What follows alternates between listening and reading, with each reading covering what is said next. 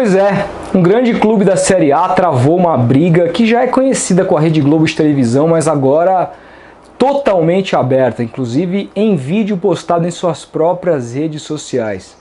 Eu estou falando do Atlético Paranaense, que teve proibida pela Globo ou pela Justiça semana passada a decisão de poder transmitir, continuar transmitindo seus jogos enquanto mandante em sua plataforma de pay-per-view própria. Isso porque o Atlético Paranaense é o único dos 20 times da Série A que não fecharam um acordo de pay-per-view com a Globo. E assim que eles foram proibidos pela Justiça de passar o jogo contra o Atlético Mineiro, que aconteceu nesse final de semana, mais precisamente aí no sábado, eles fizeram um vídeo institucional detonando a Rede Globo de televisão e colocando seu torcedor absolutamente contra a emissora, inclusive desenterrando histórias do passado que o clube e a rede aberta de televisão tiveram problemas ali. Bom, é um vídeo de um pouco mais de 3 minutos, eu vou deixar o link aqui embaixo. Eles publicaram inclusive no Twitter oficial do Atlético Paranaense. Se você quiser assistir, eu recomendo que veja aqui na descrição tudo que foi dito ali, a versão do Atlético Paranaense dos fatos. É um vídeo bastante pesado, eu convido todo mundo a ver, porque é bastante interessante. Bom, o Atlético Paranaense também, depois de ter publicado esse vídeo, conseguiu, já tinha recorrido à segunda instância da justiça que havia proibido a exibição dos seus jogos próprios no pay-per-view, e ele conseguiu reaver diante do tribunal lá de Curitiba essa decisão. Vai virar uma guerra de liminares e a gente sabe que isso vai demorar para acabar. O fato é, e eu já falei isso bastante vezes aqui, mas se você nunca viu minha opinião sobre isso, eu acho importante a gente retomar alguns tópicos, né? Porque acho que a estratégia do Atlético Paranaense com relação a direito de transmissão em 2019 foi a melhor do Brasil. Não à toa o Atlético Paranaense, dentre todos os times da Série A, foi o que mais arrecadou com TV aberta. Tudo isso porque se recusou a vender o pay-per-view por um valor ínfimo à Globo. Um valor 20 vezes menor do que a Globo paga, por exemplo, aos clubes que arrecadam mais nesse espectro chamado TV mais do que paga, né? O pague para ver, que é... porque o TV paga a gente considera como Turner, como Sport TV, o pay-per-view é um além disso, né? Então você tem que pagar ali, assinar o negócio próprio, o Premiere, para poder assistir, e o Atlético Paranaense recebeu uma proposta ínfima ano passado, se recusou a fechar, e o que isso rendeu? Rendeu que a Globo, para não perder os jogos dos times que enfrentavam o Atlético Paranaense, ela foi obrigada, já que ela tinha os direitos do Atlético Paranaense na TV aberta, ela foi obrigada a passar muitos jogos do clube na TV aberta, e ano passado mudou a regra de distribuição de grana. Quanto mais jogos do seu time é exibido na televisão aberta, mais ele arrecada no final. E aí então se mostrou muito inteligente a estratégia do Petralha, do Atlético Paranaense, com relação a não fechar o pay-per-view, porque a grana que eles perderam de pay-per-view, eles não só recuperaram, mas como eles fizeram muito mais em razão disso na TV aberta em 2019. Em 2020 a estratégia estava pronta. Bom, vamos fazer exatamente a mesma coisa que a gente fez em 2019, case de sucesso, certo? Errado. Errado porque em 2020, logo no começo do ano, houve, na época dos estaduais, antes da Covid-19 e tudo mais, o que aconteceu? Aconteceu a batalha do Campeonato Estadual do Rio de Janeiro, que tinha ali o Flamengo como protagonista. O Flamengo era o único time do Campeonato Estadual que não tinha acordo com a Globo. Só que o Flamengo não podia passar jogo nenhum, porque os contratos na Lei Pelé, o que eles dizem? Que você precisa da anuência dos dois clubes para passar, para transmitir ou para vender para outra emissora. E o Flamengo não tinha como fazer isso porque todos os outros times do estadual, assim como o Atlético Paranaense hoje enfrenta, haviam fechado já com a Globo, ela tinha exclusividade sobre esses times. Foi aí que o Flamengo, junto com seu presidente Landim e o presidente da República, fizeram a chamada MP do futebol, MP 984, que a gente fez um vídeo aqui, um doc longo explicando os benefícios e malefícios se a lei fosse implementada aqui no Brasil, inclusive trazendo exemplos da Europa. É um vídeo que também vou deixar o link aqui na descrição, o nosso doc da MP, que inclusive muita gente conheceu o Futeboteco por conta desse doc da MP. É um trabalho que a TV não fez e o Futeboteco fez. É um trabalho que a gente se orgulha absolutamente. Talvez tenha sido o nosso melhor trabalho jornalístico nesse ano de 2020. Eu convido todo mundo a assistir. Também o link na descrição desse vídeo.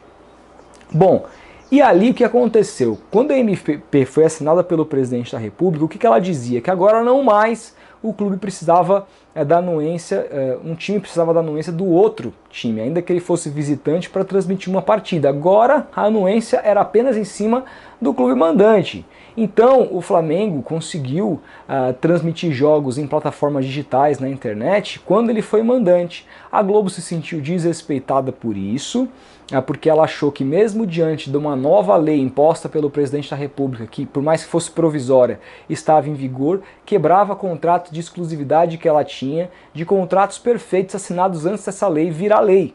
Ou seja, ao passar o jogo entre Flamengo e Boa Vista, o Flamengo e o Boa Vista estavam quebrando um acordo de exclusividade que a Globo tinha com Boa Vista assinado antes da lei entrar em vigor. Ficou claro? Acho que sim, né? Então o que acontece? Diante de todo esse cenário, a Globo simplesmente resolveu romper com o Campeonato Carioca. Tanto que a final acabou passando no SBT. Foi o primeiro jogo de grande porte, com o Theo José naquela época ainda emprestado do Fox Sports, com o jogo passando na tela do SBT para todo o Brasil e não na Globo. E aí o que aconteceu? Durante esse episódio da MP ficou muito a dúvida do que aconteceria, porque uma MP tem validade máxima de 120 dias, e aí o Congresso precisa votar. Mas diante de um cenário de Covid, com outras prioridades, o Congresso acabou não votando, mesmo com a pressão de muitos clubes, para fazerem a MP virar. E um desses clubes que pressionavam, talvez o clube que mais pressionava fortemente para que a MP virasse uma lei aqui no Brasil, era justamente o Atlético Paranaense, porque ele entendia que com um pay-per-view próprio, já que ele não fechou pay-per-view com a Globo, ele poderia transmitir os jogos enquanto mandante e ganhar uma grana extra. Só que o que aconteceu? O Atlético foi lá, junto com uma sua parceira Live Mode, lançou o projeto, que são os jogos do clube em casa no Campeonato Brasileiro, para assinar aí os torcedores do Atlético Paranaense assinarem esse pay-per-view. Criou inclusive até uma plataforma bastante interessante para torcedores visitantes com uma narração neutra e não uma narração torcedora comprarem o jogo. E aí colocaram isso para venda, a coisa começou a rodar, começou a dar certo, e a Globo sempre foi contra, sempre tentou brigar, mesmo quando a MP ainda estava em vigor. Só que quando a MP saiu fora da jogada, o que aconteceu? A Globo começou a brigar na justiça com o Atlético Paranaense. Falou, olha, essa lei não está mais em vigor. Então você não pode mais usufruir dos direitos dos times que eu assinei, sendo que os direitos que eu assinei foram antes da MP. Portanto, eu tenho exclusividade sobre todos os outros 19 times em pay-per-view aqui no Brasil. E agora a lei não é mais a MP, é a Lei Pelé, a lei antiga. Precisa da anuência dos dois times. Então, justiça, faça o Atlético Paranaense parar de passar, e se ele continuar passando vai ter que pagar uma multa. A gente até fez um vídeo aqui recentemente sobre isso. Ok, a Globo ganhou em primeira instância, e agora o Atlético Paranaense, primeiro ele solta esse vídeo detonando a Rede Globo, colocando ela como a principal responsável pelos problemas de direito de transmissão aqui no Brasil, o que eu acho um erro, porque a Globo é uma empresa que visa lucro. Qualquer empresa que puder monopolizar qualquer área, vai monopolizar. Quem tem que fazer alguma coisa para não deixar o monopólio acontecer são os órgãos governamentais que são feitos para isso. O CAD tem que investigar e fazer uma lei que não deixe a Globo monopolizar. Mas assim, qualquer empresa, se não tiver regulação, vai monopolizar. É o capitalismo, você visa lucro, você visa o seu ganho individual, você não está nem aí para os outros. Você quer o seu ganho individual. E a Globo faz isso, assim como o SBT faria isso, a Turner faria isso, a Disney faria isso. Qualquer um que tivesse uma empresa que pudesse fazer, faria exatamente a mesma coisa. Então, cabe aos órgãos regulatórios consertar o problema. Mas é verdade que contratualmente a Globo tem contrato de exclusividade com os outros 19 times. Então, vi a vitória da Globo como juridicamente a posição mais aceitável da justiça. Por quê? Porque o Atlético Paranaense reclamou da Globo, quando a MP estava em vigor, de que aqueles contratos antes não valiam porque eles foram assinados antes da MP.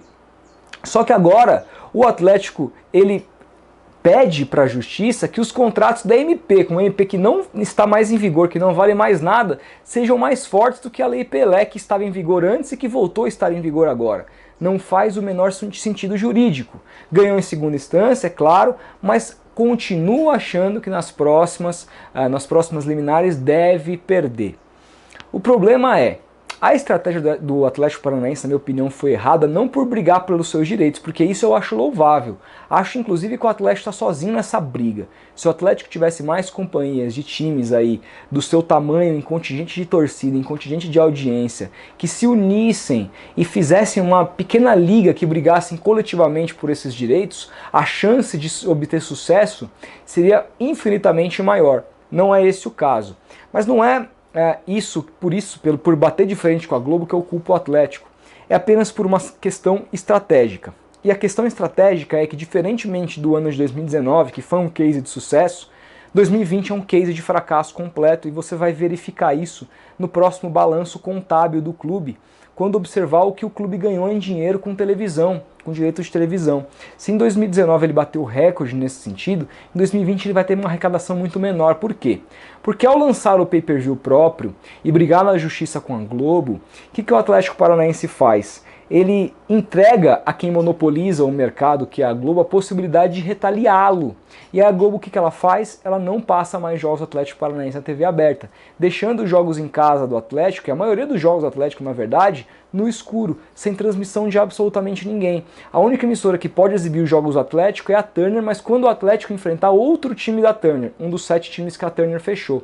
Ou seja, se não for nesse cenário, o jogo do Atlético Paranaense, em sua maioria, não vai ter transmissão, como foi no final de semana contra o Atlético Mineiro. Não teve absolutamente nenhuma transmissão da TV. Dito isso, além de tudo mais, sem a transmissão da TV aberta e com o jogo no limbo, o Atlético Paranaense deixa de arrecadar. Então ele perde aquele valor, ainda que pequeno, que deveria receber do pay-per-view que não aceitou, e perde o que ele recompensaria na TV aberta. Ou seja, ele só vai ganhar ali aquele relativo básico da TV aberta, que vai ser menor esse ano, e o que ele vai ganhar da Turner. Pay-per-view ele não ganha nada, e o próprio pay-per-view próprio, me parece que a receita a gente vai ter que esperar para ver, porque qualquer coisa que eu diga agora é chute, a gente vai precisar esperar o balanço contábil do Atlético para ver quanto ele arrecadou, mas não me parece um potencial de tão curto prazo assim. Me parece um potencial de longo prazo se o Atlético Paranaense ganhar definitivamente essa possibilidade na justiça. Mas repito, diante de uma lei Pelé que não contempla essa possibilidade, acho quase ínfima a possibilidade do Atlético ganhar judicialmente em cima da Globo nesse sentido.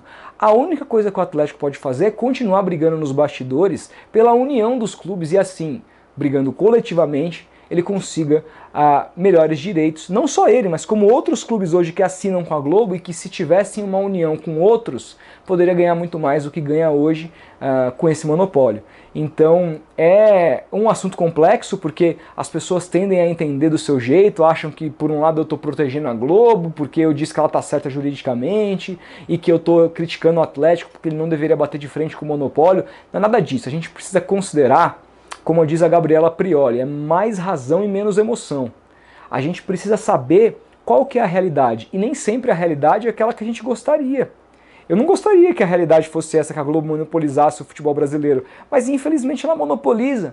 E diante desse cenário, você precisa entender se vale a pena brigar dessa forma. Eu acho que sempre vale a pena brigar, mas com inteligência, com estratégia, como o Atlético Paranaense fez em 2019. Em 2020 foi um horror, e mesmo agora podendo transmitir os seus jogos em casa, imagino que isso virá uma segunda ordem logo logo que proíba.